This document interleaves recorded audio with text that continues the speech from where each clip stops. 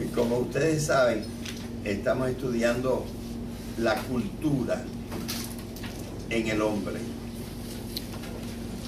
porque los fenómenos de la cultura difieren de los fenómenos de la naturaleza. En otros cursos hemos estudiado la naturaleza del hombre para explicar qué es el hombre. Pero como explicando la naturaleza del hombre nosotros no comprendemos todo el hombre, ahora estamos explicando la cultura del hombre. Hemos reflexionado que la cultura del hombre está montada sobre la naturaleza del hombre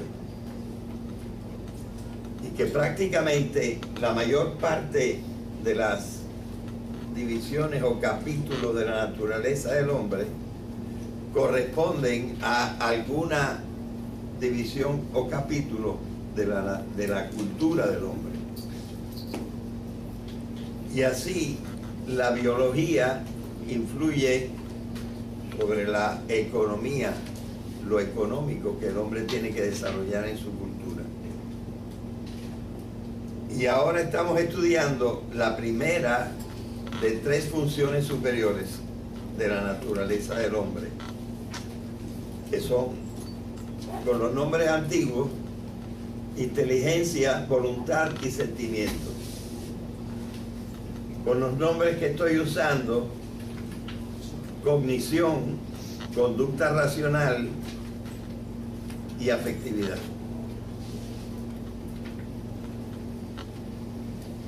Pero estas 3 funciones superiores tienen productos.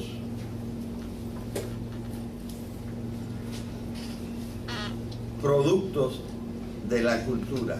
El hombre hace con ella productos.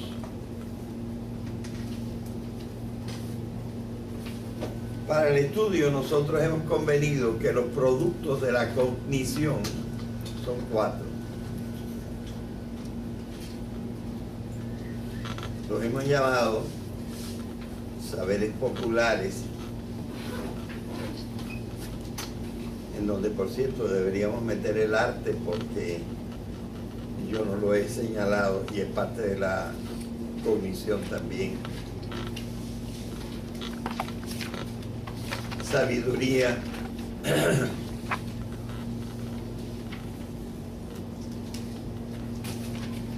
y luego esos 2 mismos más refinados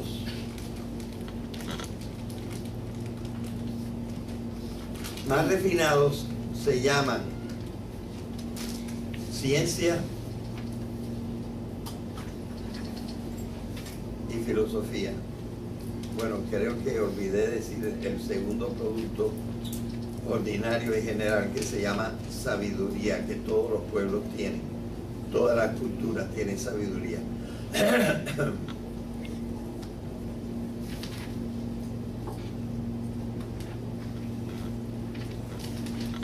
Pero esta es una clase no de todas las culturas, sino de la cultura occidental, porque no podemos estudiar todas las culturas. Y entonces yo tengo que hacer notar que en la cultura occidental la ciencia y la filosofía se han distinguido enormemente.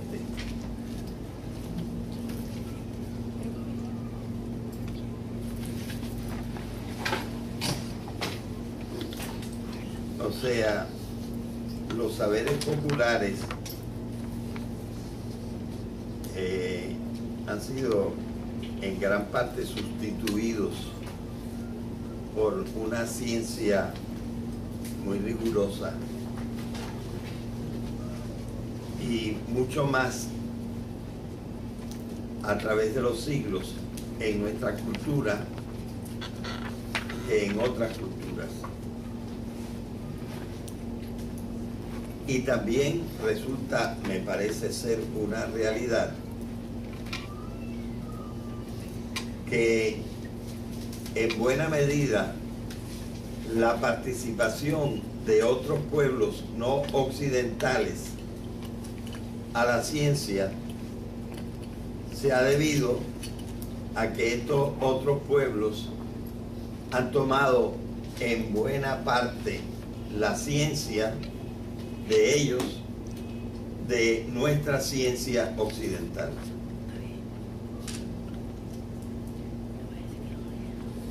Y eso en especial porque el desarrollo de la cultura occidental por arriba del desarrollo de otras culturas vino cuando empezó la ciencia dura. Es decir, en el siglo XVI, la cultura occidental empezó a ser la dominante en el mundo. Primero, porque detuvimos al Oriente en la batalla de Lepanto, por ejemplo, y en la batalla de Viena, en la primera de las cuales estuvo Cervantes. Allí el mundo occidental paró al mundo oriental para que no lo invadiera.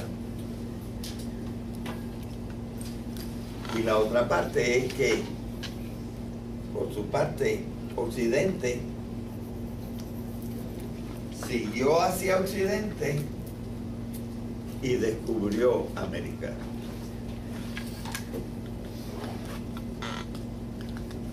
Y mientras tanto, apareció la ciencia dura. Entonces, estos acontecimientos un poco azarosos en la historia dieron como resultado una preponderancia de la cultura occidental.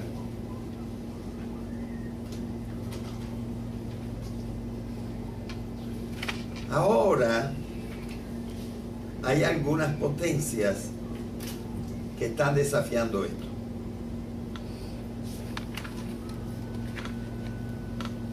Un poco por la misma culpa de la cultura occidental, que ha abusado como se debe. Digo, abusado extraordinariamente. Pero hay un rechazo de la cultura occidental, por ejemplo, en el Medio Oriente. Y a pesar de que están trabajando con las armas nuestras en China, la tecnología y la ciencia, también es un poco en contra de nosotros.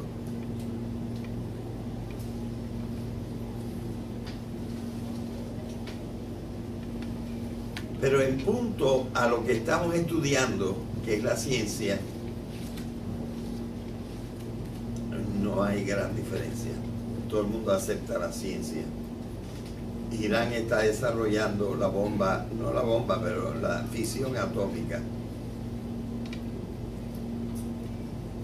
La India está adelantadísima en ciencia. China ha absorbido toda la ciencia nuestra.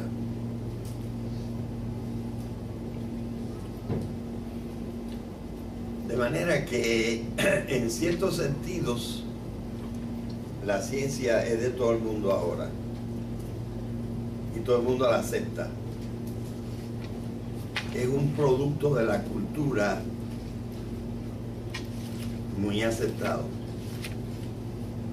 Aunque hay algunos bolsones que no aceptan la ciencia.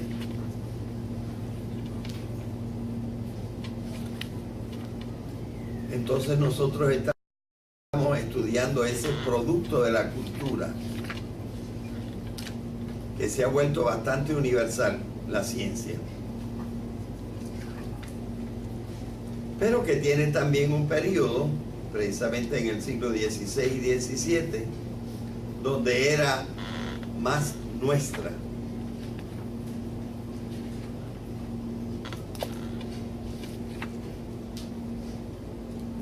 Porque quizá los árabes al principio eran nuestros rivales, pero se han quedado atrás.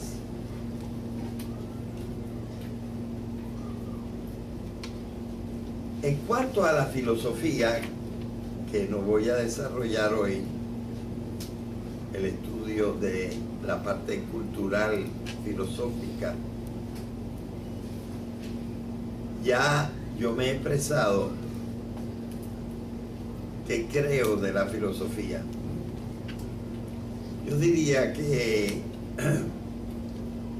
aquí mi opinión no es completamente mayoritaria. Y a los que pensamos así, a veces nos confunden con personas que rendimos pleitesía a Occidente más de lo que merece. Es decir, la opinión que yo estoy dando, no todo profesor le gustaría darla en clase. Yo la doy porque me parece bastante exacta. Y naturalmente he leído gente que tiene la misma opinión que yo, pero es minoritaria. Mi opinión sobre la filosofía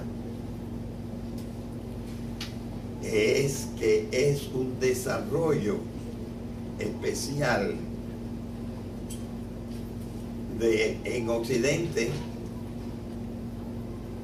de otra cosa que existe en todas las culturas. Quizá alguno de ustedes me pudiera decir que esa otra cosa que existe en todas las culturas, que es superior a la filosofía y de la cual participamos todos los hombres. Sabiduría. Muy bien. En la forma de sabiduría,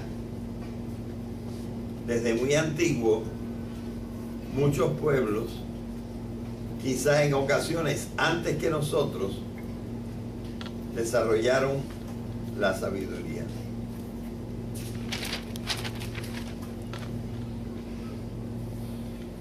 Pero la sabiduría de los pueblos no es demasiado rigurosa, ni falta que hace. Hay mucha gente que es sabia sin tener un rigor intelectual fuerte.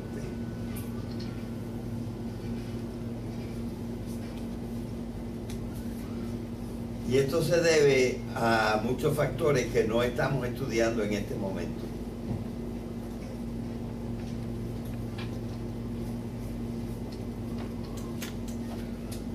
Entonces, yo concibo la filosofía como la forma particular que ha tomado la sabiduría en Occidente.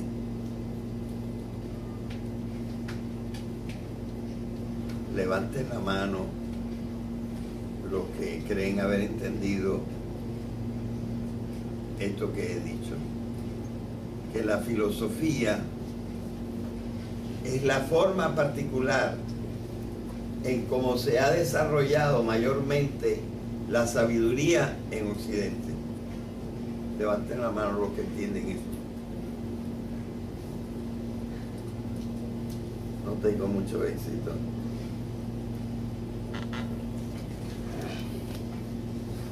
Hemos dicho que tenemos saberes populares, que tenemos sabiduría, que tenemos ciencia y que tenemos filosofía. Pero esto que parecen cuatro, también yo he dicho, ¿verdad?, que en cierta manera la ciencia es un desarrollo de los saberes populares, poniéndole más rigor.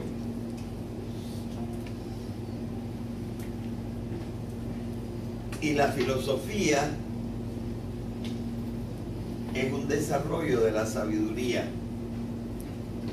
también poniéndole un poquito de más rigor.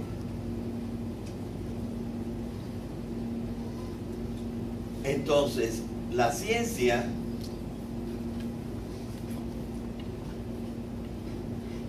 por razones históricas y por el tiempo en que dio un paso adelante fuertísimo, siglo XVI y XVII, en donde predominaba la cultura occidental, la ciencia se desarrolló más en Occidente que en otras partes.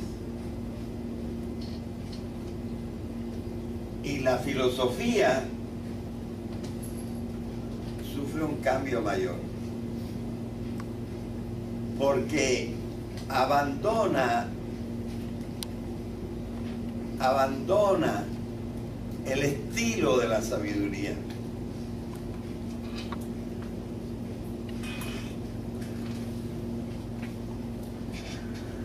Cualquiera que le eche un vistazo a las analectas de Confucio, que yo creo que es un gran ejemplo de sabiduría. Ustedes pueden ir y leerse, probablemente hasta en español, algún pedacito. Vienen parrafitos y se leen 3 o 4 parrafitos y se darán cuenta cómo es la filosofía oriental.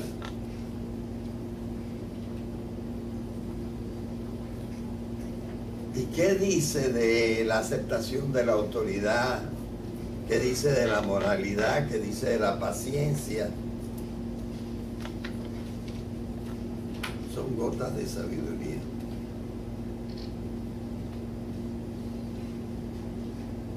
Y es perfectamente aceptable. Y tiene un gran componente moral, ético. Es decir, tendiente al bien.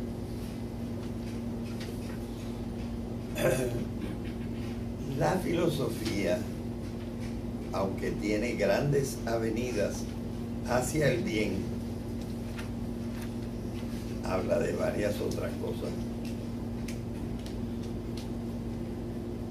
Y desarrolla mucho el rigor en el pensamiento. Aunque yo diría que no con demasiado éxito.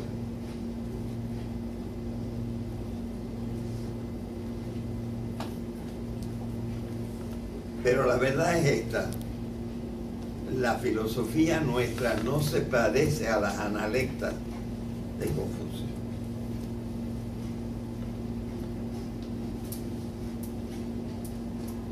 Es más amplia y más rigurosa y más intelectual.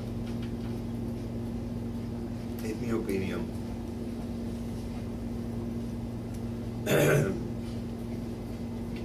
Esto no se dice mucho porque existe realmente una tendencia al orgullo por parte de la cultura occidental, creyéndose la mejor del mundo. Y por esa razón, pues los maestros no quieren decir que la filosofía tiene unas formas especiales que la distinguen de la sabiduría. Y aunque la sabiduría es más importante, la filosofía mira más lejos. Pero nosotros no vamos a estudiar eso en el día de hoy. Pero quiero dejarlo consignado porque estamos estudiando los productos culturales de esa función mental de nuestra naturaleza que se llama lo cognoscitivo. 4 productos, 2 de ellos el desarrollo de los otros 2, pero sin que los opaquen. Todavía existen unos saberes populares, todavía existe una sabiduría hasta en Occidente, pero existen la ciencia y existe la filosofía, y estos productos son más característicos, ahora no exclusivos, porque incluso por el dominio que durante el siglo XIX y el XX han tenido los pueblos de la cultura occidental sobre los otros pueblos y los han inundado con sus productos, la ciencia y la filosofía, sobre todo con la ciencia. Todo esto es introductorio para lo que yo quería hoy. Hoy quiero hablar más especialmente de la ciencia. Ya le hemos dedicado, creo que 1 o 2 clases más anteriormente. Y hoy, en vez de hacer el elogio de la ciencia, creo que es útil hacer una cierta crítica benévola de la ciencia.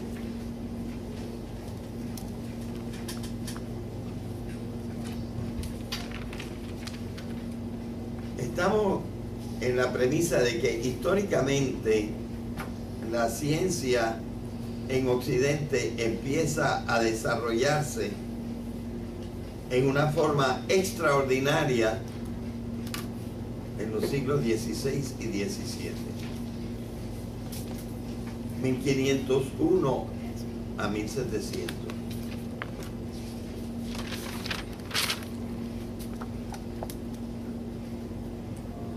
Como les dije en ese momento, Occidente había detenido el progreso geográfico de Oriente y hecho él mismo un progreso geográfico como nunca se había hecho en el mundo. Descubrir la mitad del mundo.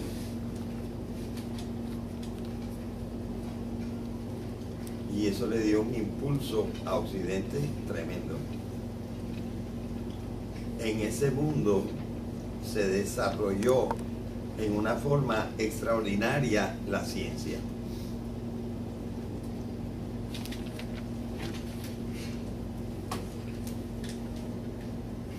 La ciencia, sin quererlo, porque no era su primer propósito, sin quererlo, la ciencia fue utilísima.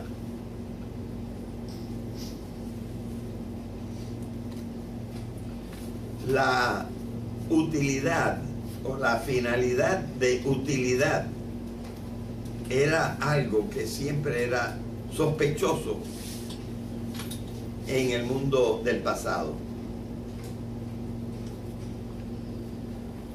Algunas escuelas filosóficas de Occidente decían: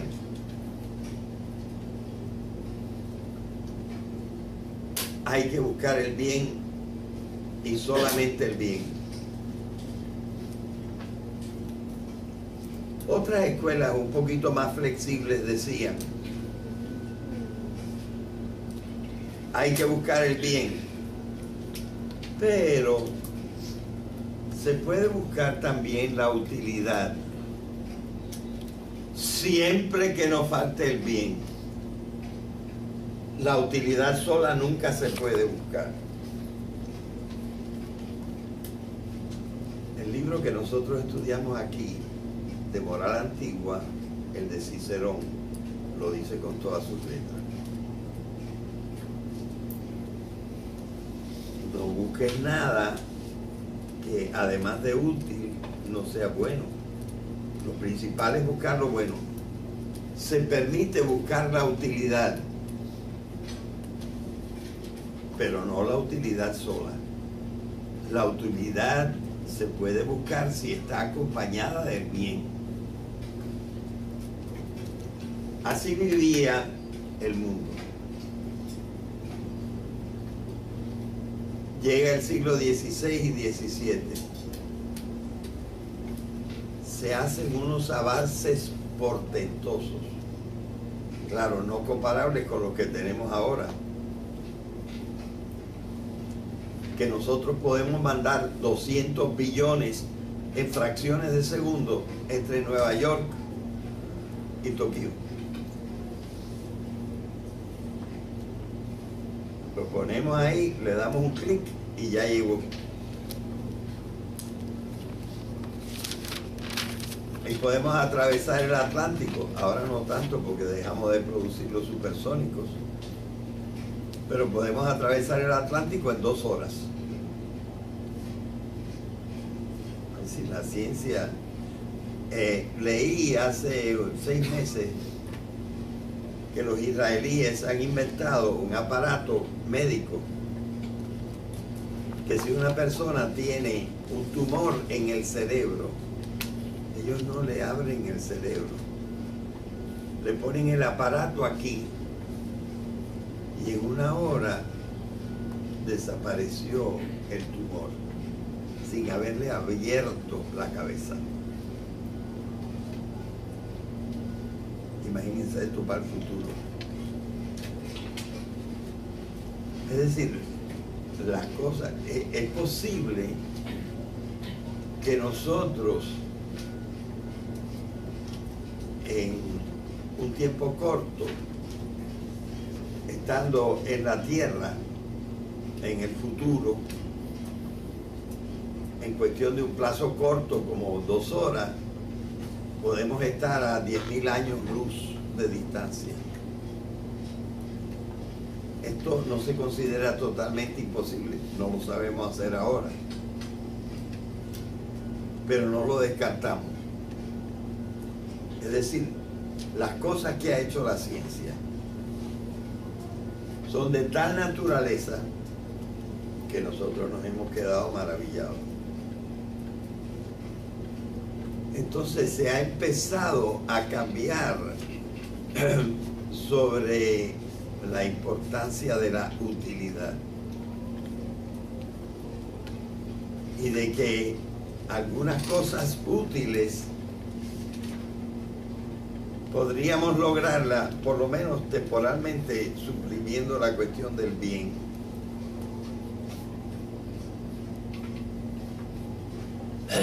Claro, esto no lo admite la mayor parte de los occidentales tampoco. Pero nuestra cultura es así. Si la cosa es útil, se hace, aunque no sea buena.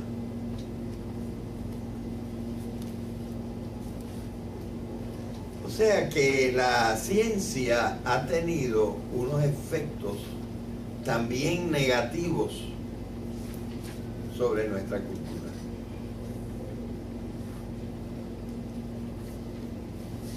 No solamente negativos, también lo tiene positivo. Por ejemplo, digo, es positivo en un sentido, pero destructivo en otro.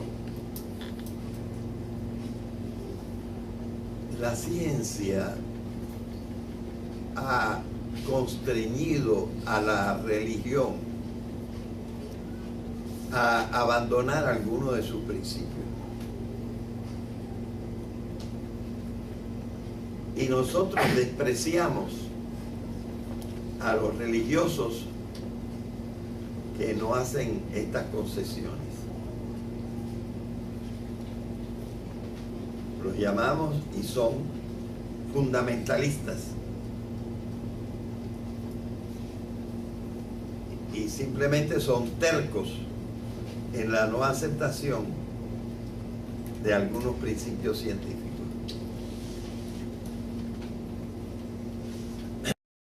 Y entre otras cosas, en otro sentido, ha hecho cambiar incluso hasta las grandes religiones.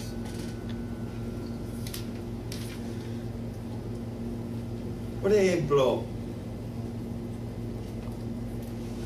ha hecho cambiar nuestra concepción del milagro.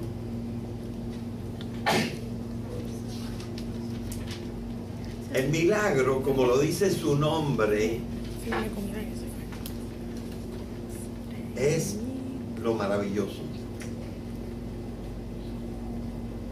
Miren, la palabra milagro. La palabra milagro en español cambió sus dos sílabas. Estas sílabas estaban así. Y la primera vez que aparece la palabra milagro en español, aparece en esta forma. La L está para acá y la L está para allá.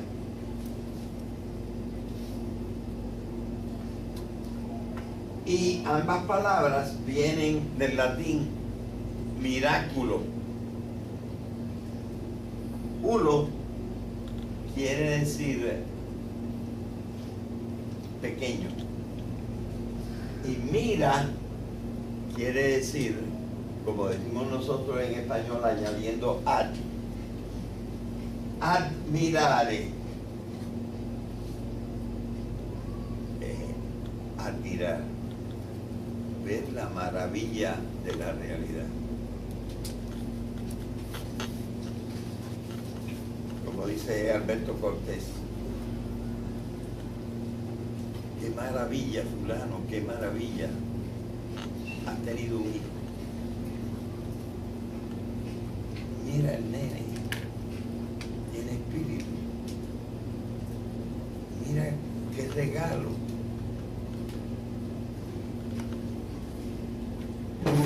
Qué milagro más grande quieres tú que ese. Algo que nos maravilla, nos enternece, nos restaura, nos inspira. Y hasta una cosa menor como el arco iris. Esos son milagros. Pero la religión ha tendido a considerar el milagro como una ruptura de las leyes de la naturaleza. El hombre estaba inundado de cáncer, le pusieron una medallita o una estampita de San Fulano y a los 2 días ya no tenía nada.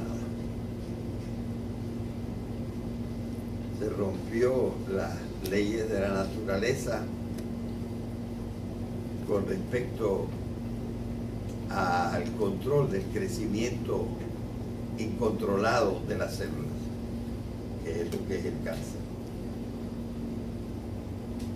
Terminó el crecimiento incontrolado, se fueron las células malas y aquí no ha pasado nada. ¿Por qué? Porque la divinidad, Dios, quiere favorecer a una persona y suprime por un rato una ley de la naturaleza. Aunque la iglesia nunca lo ha dicho en esa forma, así es como lo practicaba. Y para declarar santo a una persona, hacía falta que el santo o el candidato a santo hiciera 2 de estos, como intercesión delante de Dios.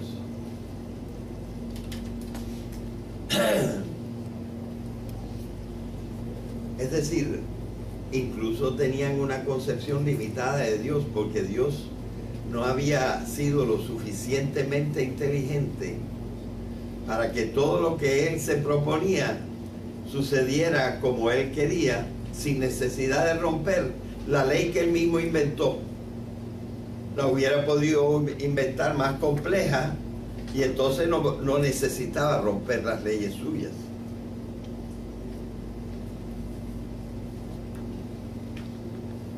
De manera que nosotros vemos que el estudio riguroso de cómo es la naturaleza, cosa que lleva a cabo la ciencia, ha influido sobre la religión, que ha cambiado un poco, todavía algo ambiguamente, pero ha cambiado un poco su idea sobre el milagro, y en ninguna parte se dice ahora que el milagro es la ruptura de una ley de la naturaleza. Eso ya no se dice. Es decir, la religión ha tenido que cambiar en muchas cosas. La religión ha tenido que decir, bueno, mira a ver cómo tú explicas el relato del diluvio, porque el diluvio no hubo.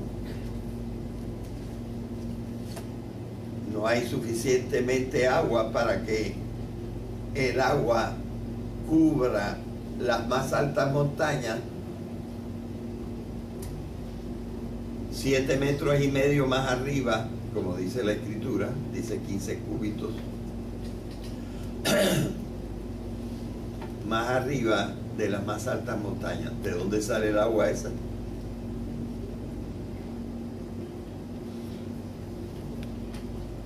Y parar el sol, como paró el sol Josué delante de las murallas de Jericó, son detentes, y ahí se detuvo para que él pudiera matar a los enemigos.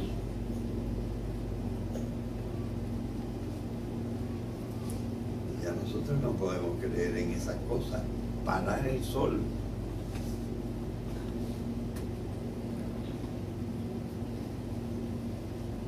Y para matar. Bueno, está un poco fuerte, ¿no? Bien, la ciencia ha moderado y hecho comprender mejor las metáforas y otros factores que inciden sobre cómo se escribió la escritura. Y ese es un beneficio que nos ha hecho la ciencia también.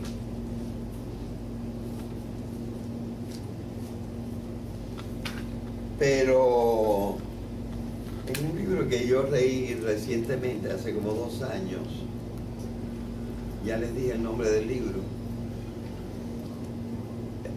El libro es por Maurice Berman, un físico, y el libro se llama The Reenchantment of the World. El reencantamiento del mundo.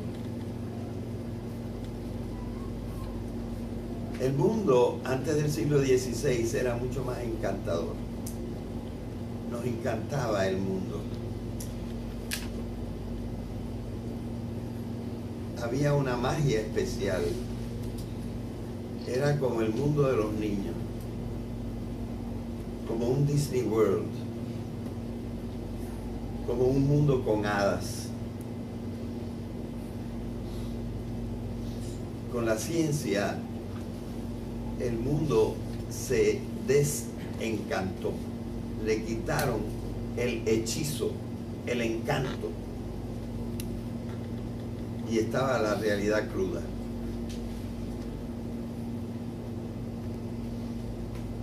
Y esto ha hecho cambiar enormemente a la humanidad y aumentar la desesperación y una serie de otras cosas. Y la vida se ha convertido en mucho más insoportable de lo que era. Ahora, ciertas cosas en la psicología nos han ayudado, y la ciencia también ha reconstruido un poco esas cosas para mejorar nuestro equilibrio emocional, etc. pero el mundo sigue desencantado. Ahora, este señor cree que es posible cambiarlo, pero para ello hay que criticar la ciencia y hay que volver a sostener principios que teníamos antes del desarrollo completo de la ciencia, que nosotros inadvertidamente hemos soltado. Es decir, como se dice en una expresión que yo no sé si ustedes conocen, hemos tirado el niño con el agua de la palangana. No botamos solamente el agua sucia en que hemos lavado al niño, sino se nos olvida quitar el niño antes de tirar el agua por la ventana.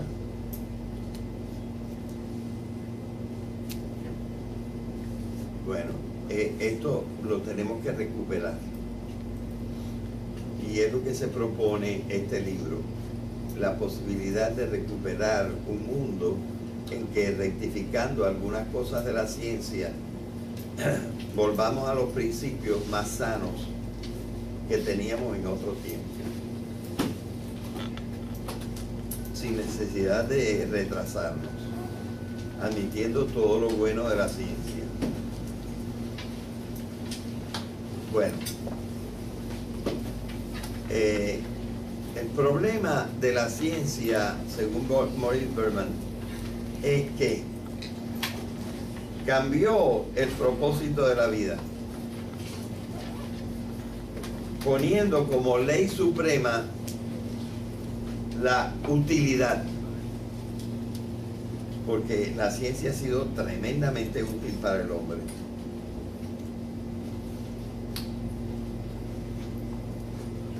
Necesito unos minutitos para terminar esto. El otro problema es el siguiente, que la ciencia se ha empecinado en sostener unos principios que no puede probar, pero que no admite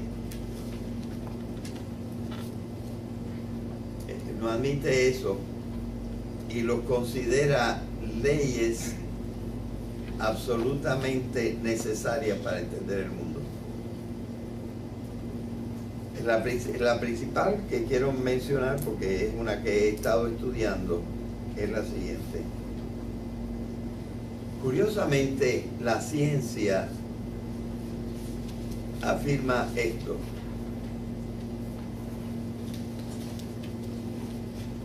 el mundo no tiene finalidad, simplemente sucedió, pero no sucedió para algo, simplemente sucedió. Y entonces, en la vida no estamos obligados a buscar algo. ¿Obligados? No. Las cosas sucedieron y ahí estamos y podemos hacer lo que nos dé la gana, porque el mundo no necesita que lo orienten hacia algo, incluyendo la paz. El mundo no necesita eso. Si nos es útil, lo haremos. Si no nos es útil, no lo haremos. Porque el mundo, en realidad, un sentido propio no lo tiene.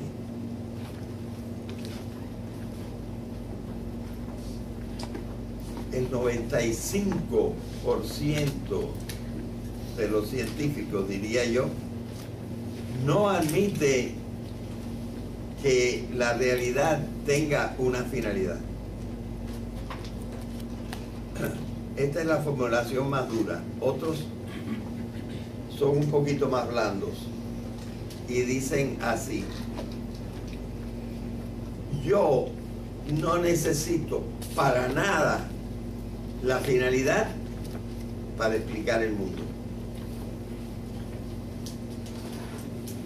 Es más, si yo uso la finalidad para explicar el mundo, me equivoco.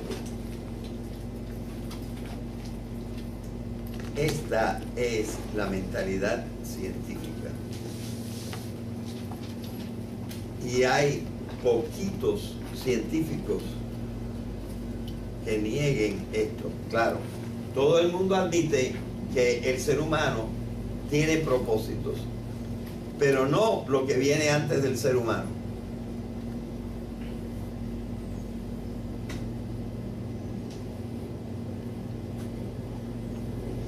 Que la energía se degrade siempre, que el mundo se expanda, simplemente sucede, pero no tiene una razón de ser. Este es algo que no se puede probar. Hay científicos que lo han dicho a sí mismos.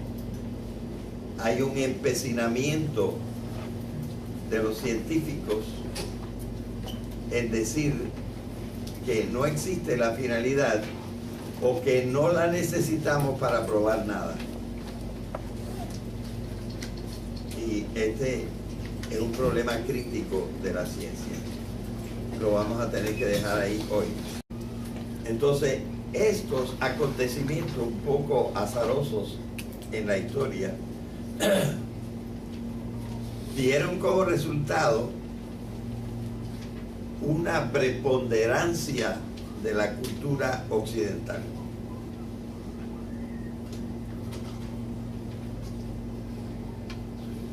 Ahora hay algunas potencias que están desafiando esto.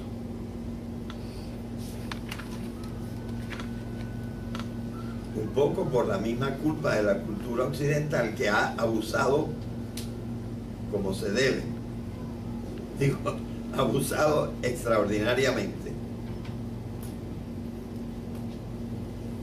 Pero hay un rechazo de la cultura occidental, por ejemplo, en el Medio Oriente. Y a pesar de que están trabajando con las armas nuestras en China, la tecnología y la ciencia, también es un poco en contra de nosotros.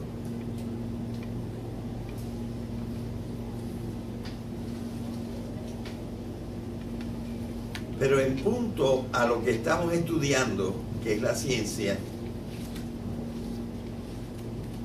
no hay gran diferencia. Todo el mundo acepta la ciencia. Irán está desarrollando la bomba, no la bomba, pero la fisión atómica. La India está adelantadísima en ciencia. China ha absorbido toda la ciencia nuestra, ciencia occidental.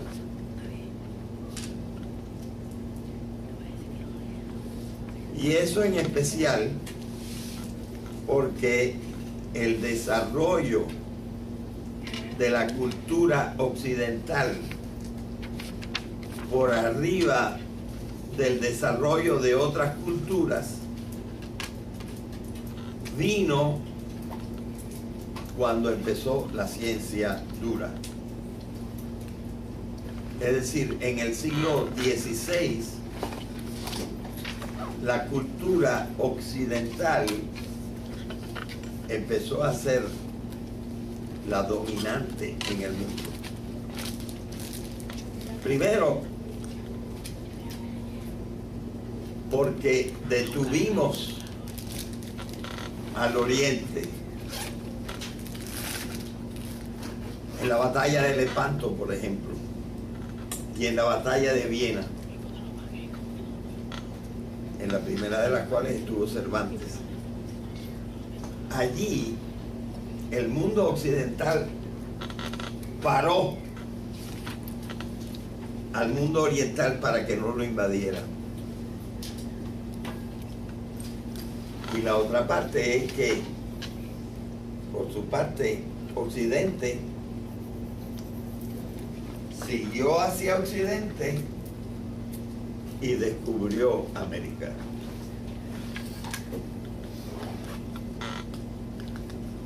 Y mientras tanto,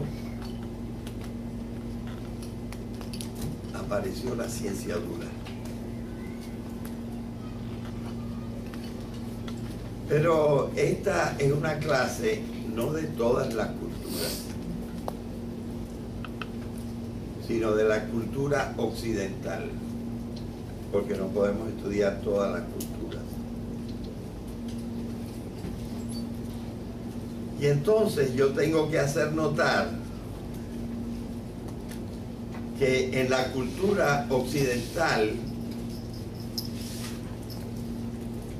la ciencia y la filosofía se han distinguido enormemente.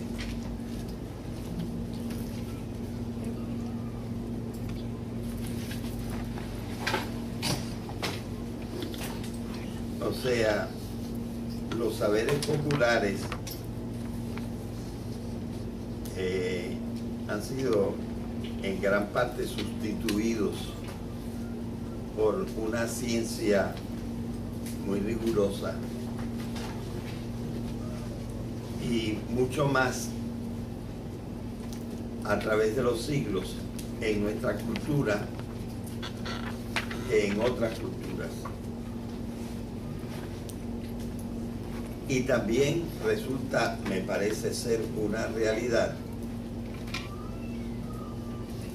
que en buena medida la participación de otros pueblos no occidentales a la ciencia se ha debido a que estos otros pueblos han tomado en buena parte la ciencia de ellos, de nuestra ciencia, usando cognición, conducta racional y afectividad.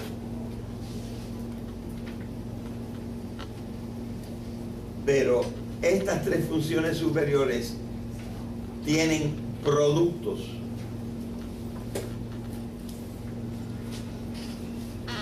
Productos de la cultura. El hombre hace con ella productos.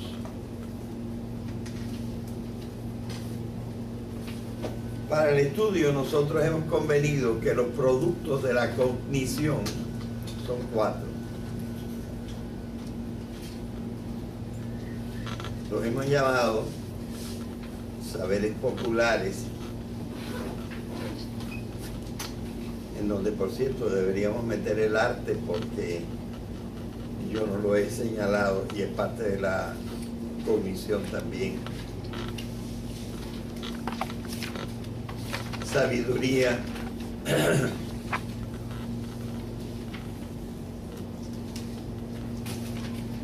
y luego esos dos mismos más refinados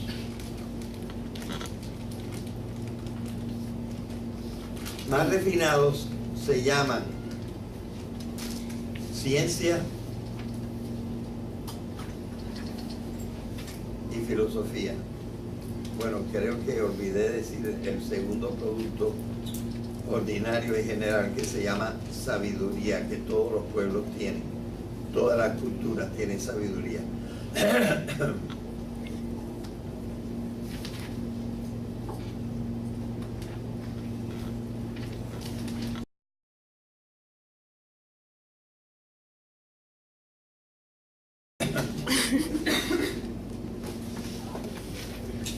Y como ustedes saben, estamos estudiando la cultura en el hombre, porque los fenómenos de la cultura difieren de los fenómenos de la naturaleza. En otros cursos hemos estudiado la naturaleza del hombre para explicar qué es el hombre. Pero como explicando la naturaleza del hombre nosotros no comprendemos todo el hombre, ahora estamos explicando la cultura del hombre. Hemos reflexionado que la cultura del hombre está montada sobre la naturaleza del hombre.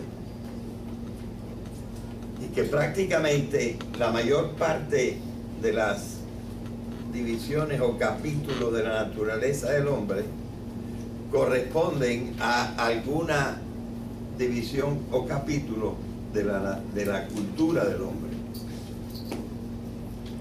Y así la biología influye sobre la economía, lo económico que el hombre tiene que desarrollar en su cultura. Y ahora estamos estudiando la primera de 3 funciones superiores de la naturaleza del hombre, que son, con los nombres antiguos, inteligencia, voluntad y sentimiento. Con los nombres que estoy